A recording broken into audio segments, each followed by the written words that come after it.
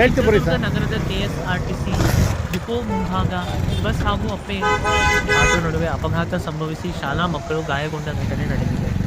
ಶನಿವಾರ ಬೆಳಿಗ್ಗೆ 8 ಗಂಟೆ ವೇಳೆ ಗಣರಾಜ್ಯೋತ್ಸವ ಕಾರ್ಯಕ್ರಮದ ಅಭ್ಯಾಸಕ್ಕಾಗಿ ರಾಜೇಂದ್ರ ಕ್ರೀಡಾಂಗಣಕ್ಕೆ ಅಪ್ಪೆ ಆಟೋದಲ್ಲಿ ತೆರಳುತ್ತಿದ್ದ ಶರಣ ಬಸವೇಶ್ವರ ಶಾಲೆಯ 15 ವಿದ್ಯಾರ್ಥಿಗಳಿದ್ದ ಆಟೋಗೆ ಡಿಪೋ ಒಳಗಿನಿಂದ ಬಂದ ಕೆಎಸ್ಆರ್ಟಿಸಿ ಬಸ್ ಡಿಕ್ಕಿ ಹೊಡೆದಿದೆ. ಡಿಕ್ಕಿಯ ಪರಿಣಾಮ ಆಟೋ ಪಲ್ಟಿಯಾಗಿ 7 ಮಂದಿ ವಿದ್ಯಾರ್ಥಿಗಳು ಹಾಗೂ ಆಟೋ ಚಾಲಕ ಗಾಯಗೊಂಡಿದ್ದಾರೆ. ಗಾಯಾಳುಗಳನ್ನು ತಕ್ಷಣ ಆಸ್ಪತ್ರೆಗೆ ದಾಖಲಿಸಲಾಗಿದೆ. ಸಂಚಾರಿ ಠಾಣೆ ಪೊಲೀಸರು ಸ್ಥಳಕ್ಕೆ ಭೇಟಿ ನೀಡಿ ಪರಿಶೀಲನೆ ನಡೆಸಿದ್ದಾರೆ.